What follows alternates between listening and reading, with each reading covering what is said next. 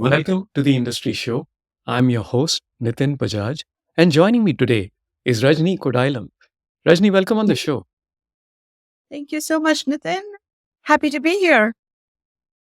Pleasure is all ours. So let's start with who is Rajni? That's a tough question. I was thinking about it because I knew you'd ask me. And the best answer I can give you is this is like looking into a fun house of mirrors. If you go to a fair where sometimes you look taller, shorter, fatter, thinner, sometimes you look like what you want to look like, and sometimes you see the real reflection. So let's try and look at a few of those. I can tell you I'm a successful first generation Indian immigrant, grew up in India, went to school there. I'm Ahmedabad, came here, went to Columbia Business School, joined, did the conventional thing that most Indians do when they come here.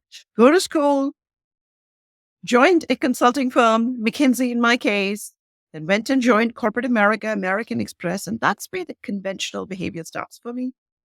Because then I got bitten by the entrepreneurial bug, went a little crazy. My husband didn't tell me I was crazy. And with a couple co-founders, went and started Focus Financial Partners. So I guess in many ways, a little unconventional because if you start peeling back the layers and say financial services, starter, a founder who took her company public, a woman, brown woman, Mhm. I guess you don't see too many. But if you look into a different mirror and say, well, okay, that's the professional side. Who else is she? I guess I'm a very outspoken straight shooter, hopefully balance a little IQ with a little EQ. I have a terrific memory. I speak multiple languages. I'm a complete extrovert. But if you really think about it, I'm not. I'm an introvert who puts on a show. And I know for a fact that every now and then I have to walk away to sort of center myself. But all this confidence, which I've always had, which is the go for what you want and go get what you want, really stems from having a phenomenally supportive family. I grew up in India. A chunk of my life was spent in Lucknow, a very conservative place, girls' school, but an extremely supportive father. I don't think he did this deliberately, but a father who, for whatever reason, I will not say about this, my mother, bless her heart, love her, but didn't do it. My father, for whatever reason, never made a difference between me and my younger brother. Never. Didn't tell us you have to do this, don't do that. You need to study, you don't, you have to. No. Treated us the same and taught both of us, you got to succeed in life. And also grew up surrounded by a wonderful family. Very lucky, my husband of 30 years, who has been my rock through professional and personal, timelines. And uncles and aunts and friends, both that I grew up with, my family and my in-laws. After 30 years, you don't know the difference. Creating that emotional cocoon, that foundation that I will never take for granted. But if you really, really want to look inside the mirror house of fun, no longer a mirror, right? At some point in your life, there are these photographs because they are points in time that are etched in your memory, which come back, whether you want to or not. And when I dive deep down and say, who is Rajini? Really, I'm a mom. That's what I am. And the memory that is the fondest is, when completely exhausted. And you and I, just before we started it, we're talking about your daughter's birth. Yes. Completely and totally exhausted, body racked with pain in every way. And I held the source of all that pain in my hands for the first time. That's bliss. So I guess in the end, I'm a family woman. I hope that answers your question. Rajni, you're such a beautiful storyteller, and you've had an unconventional, I guess, surrounding for the most part, but I'm not surprised by the success, the support that you've received, the family, the diversity, the culture we come from. Not all of us get to enjoy every single aspect of it, but there is so much to draw from and give back. And I know you're a very philanthropically involved and interested person, and you have already given a lot back. We'll talk about that briefly. But, you know, tell us, you took Focus, started it, took it public, had a very successful exit, and you have recently launched and announced E3Tech. Congratulations again for that. Give us a sense for a little bit of the journey with Focus, but also what we are looking to see coming out of E3 Tech. Absolutely. Absolutely. So focus was a big part of my life for the last Mhm. almost decades and officially parted ways on December 31st. And well, it's a month and a half, I guess, into the new year. And E3 is my new journey. And I actually took a month off, something that I have never done in my life, except maybe after school, and went to India and New Zealand. And I said, detox, do I really want to do this again? And I do want to do it again. I'm crazy. So the ethos of both the firms is similar. They're built on the same thing.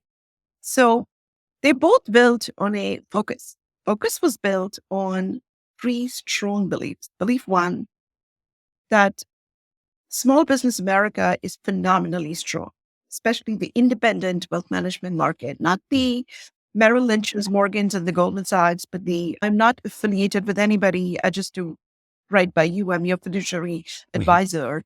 And an amazing market that was growing double digits, hugely profitable, do right by your clients, they love you, and you have a great business. But you peel back the onion and you realize highly fragmented, most run by one, two entrepreneurs. Everybody has a growth glass ceiling because they are resource constrained, mainly talent, and Mhm. succession planning is a nightmare. The very success of these entrepreneurs means that the next generation cannot buy them out. And what do they end up doing? Selling back to the same conflicted world that they swore to move away from, Mhm. decimating every promise they made to themselves, their employees, and their clients. And focus was an attempt at saying, can we build something that gives them what they want, that celebrates the entrepreneur, that surrounds them with resources that usually come with scale, but doesn't take away that entrepreneurial DNA? Leave them in control, not a private equity model, Mhm. but a permanent model while the entrepreneur remains in control. Nobody else did it. In fact, today it's easy to say which private equity firm is not in this industry, Mhm. but nobody tried that value proposition. And I guess it worked because, we took the company public in Nasdaq in 2018.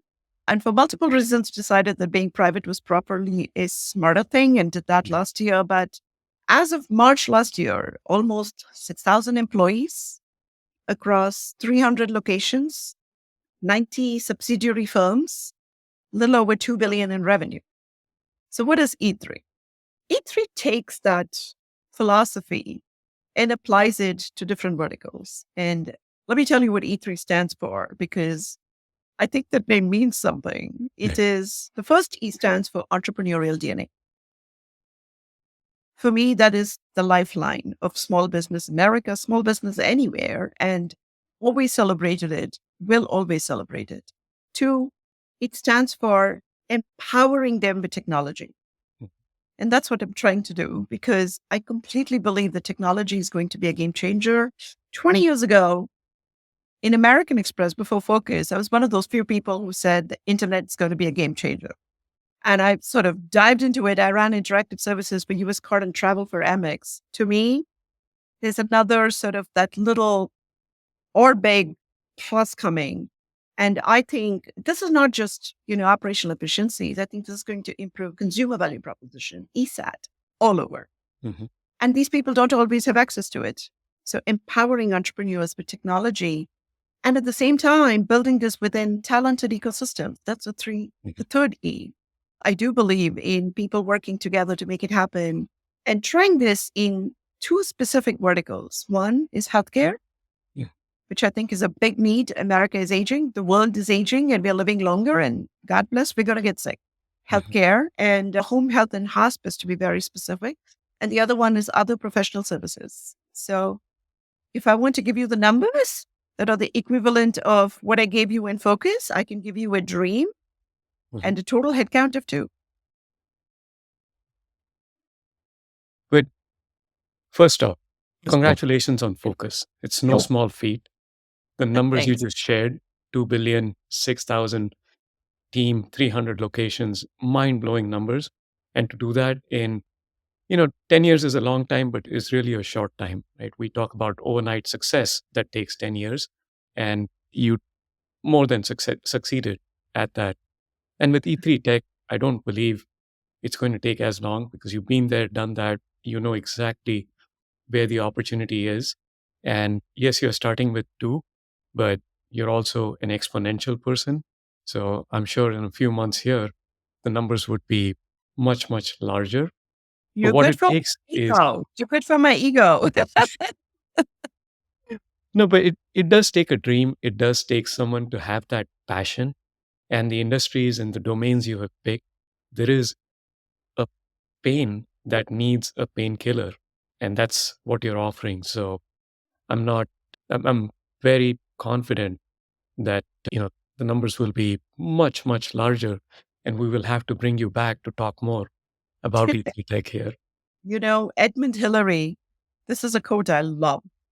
The quote says that when he stood on the top of Everest for the first time, and what he said is, while standing on the top of Everest, I looked across the valley towards the other great peak, Makalu, and started figuring out how do I want to climb it.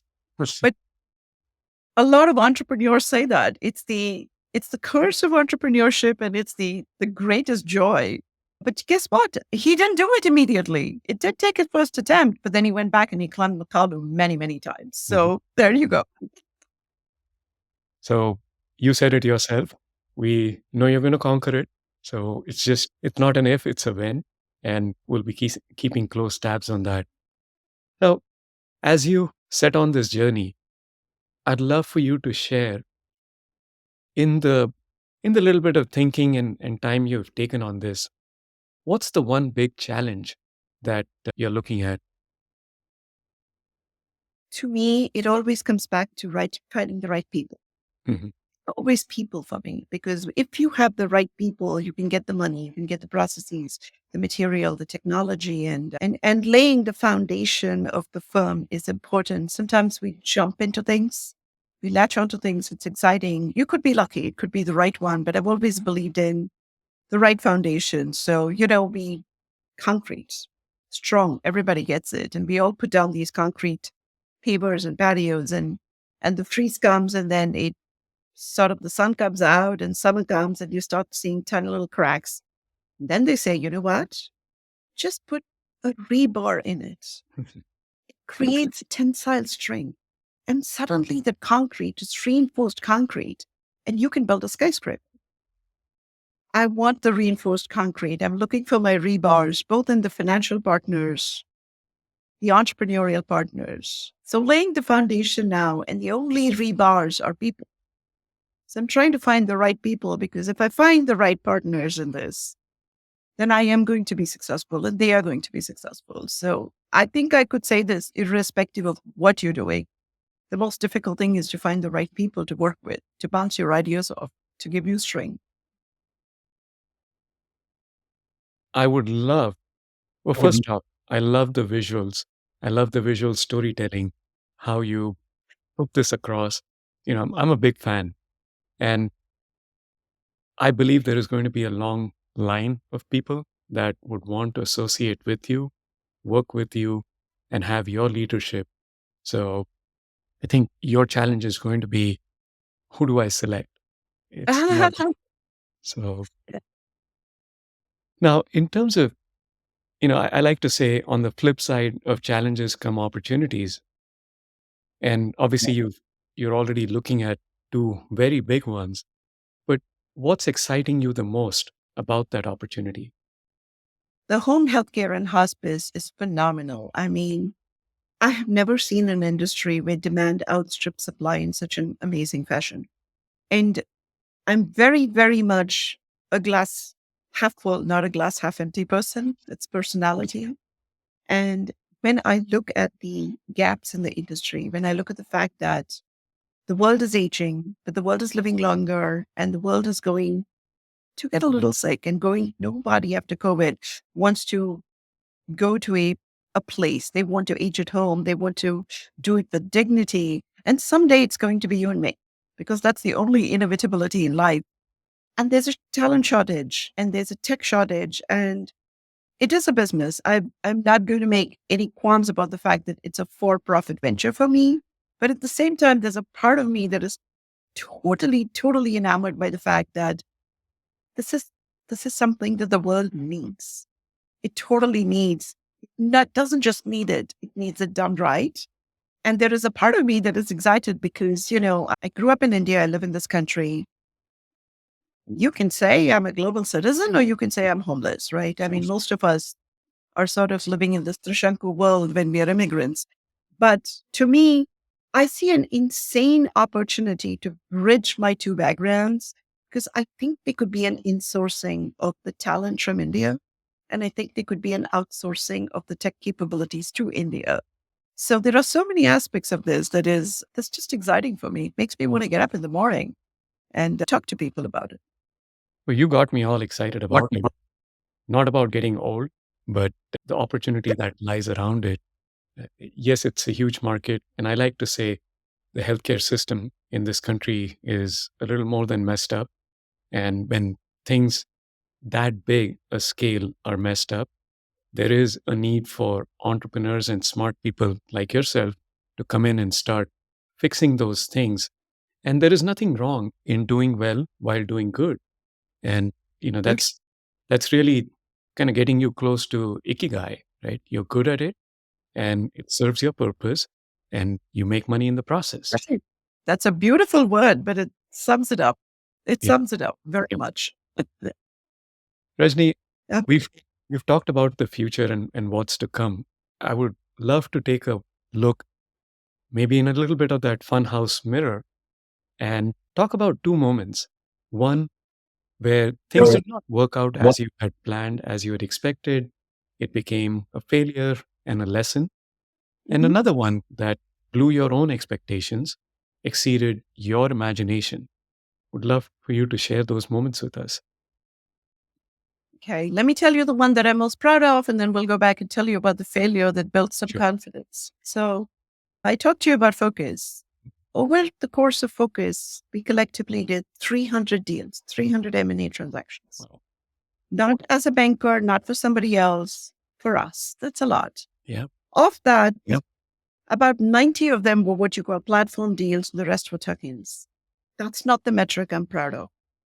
The metric I'm really proud of is the fact that every relationship that we had, everything we built, what we said we did, what we promised we delivered, because of those 90 platforms and the tuck-ins, the 300 total, there was one that unwound. One. That I am proud of. Because in the end, there's only one thing that you have. Do people believe your word or not? Everything else comes, goes, changes, disappears. So that is a metric I'm proud of.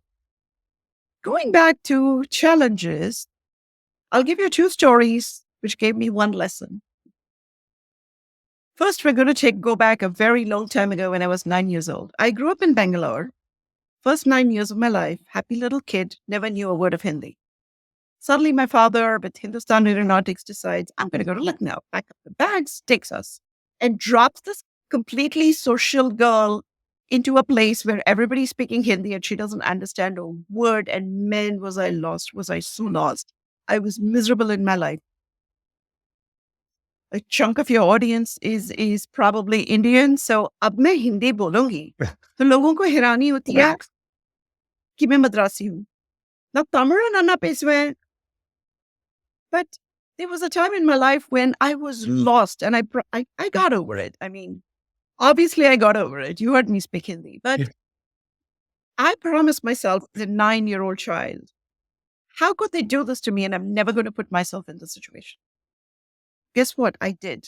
Here comes the second story. 1994, I moved to this country and I moved here with a IIM Ahmedabad degree, which kind of the cat's meow in India. And I was rather proud of it. And you come here and try and get a job and you realize who, what, how? Whoa, is that sort of a little punch in the face? And Yeah. guess what? That was okay because the lack of that knowledge of language made me learn many languages, led me to say, that's not going to be a barrier for me tomorrow. I can create my own social diaspora. The lack of that made me go to Columbia, which made me go to McKinsey, which launched me into this entire career. So the lesson learned is you can't control destiny. Those curveballs or those googlies speaking cricket are going to come. cannot not make them come. You can try, but you can always hit them out of the ballpark if you want to. So don't hide from them. They will come. Embrace them and make the best of Rajni, that's phenomenal. My it. takeaway, you're a force of nature and nothing can stop you. So that's the real lesson there. Why, thank you. That's very kind again. Now, a- apart from all of this, apart from changing the world around you and being a non-stoppable force, what do you do for fun to de-stress? I mean, you just had a nice little break, but other than that, in your day-to-day, how do you de-stress? I love gardening. I absolutely love it. Not conventional gardening in the sense, so let me give you an example. I used to live in New Jersey for a very long time. I moved to Austin a couple of years ago. In New Jersey, I like growing unconventional plants at conventional rows and lines. I was completely into ornamental grasses for a long time. In Austin, I've fallen in love with xeric plants. So I love gardening. It gives me, I talk to my plants. Yes, that's my sign of insanity. My children and my husband make fun of me and say, oh, there she goes. But you know what? I love my plants. I totally do. I like to read. I don't read anything sensible. It's all fiction. I love fantasy fiction. I love science fiction. Someday tell myself I will write a book. I don't think it's going to come. I don't think it's because I don't have the time, but because I don't have the idea. Again, we disagree. You are obviously very, very good with telling stories. You're very creative. So the ideas are there. I think it's just a matter of you having to take one more of those breaks, which you have never taken, and just getting it done. Someday, maybe. It'll happen. Yeah. If you put your mind to it, you know it's going to happen. Rajni, this brings us to my favorite part of the show. We call it the one line life lessons. We'd Yeah. love for you to share your life lessons with us. I'm happy to. Okay. I'm going to read some of this out. I did write them out for you. So let me start with Popeye. Popeye the Sailor Man said, I am what I am. And that's it. I think that's all we can all say. I am what I am. Life is too short to be anything else. Second one, going back to Mr. Hillary, Edmund Hillary. He said, I never climbed up anything one step at a time. I could have said that. That's been my life. Another one, I'm going to stop quoting now. I don't know who said this. I know Hillary Clinton has a book with this name, but I do believe it takes a village. It takes a village to do anything great, to raise a child, to achieve anything. I believe in the power of ecosystems. For this quote, I told you I like science fiction. I love Star Trek. And if you saw Star Trek, there was a prime directive. This is my professional prime directive. And it speaks to what I did at Focus and what I will always do at E3. Never turn a successful entrepreneur into an employee. And last, prioritize, compartmentalize, sometimes sacrifice, but never give up on your dream to have it all. Because you can. Love that. Thank you so much, Rajni. And I love every single one of them. They're very focused, very clear, very precise. And that's what the life lessons are about, right? They're simple, but life changing. So thank you for sharing those. Thank you for sharing your journey and story. Congratulations again on Focus, but more of a forward looking congratulations on E3 Tech. And we can't wait to bring you back on and talk about more of your successes. That's very kind of you. Thank you so much for inviting me. Thanks, Nitin.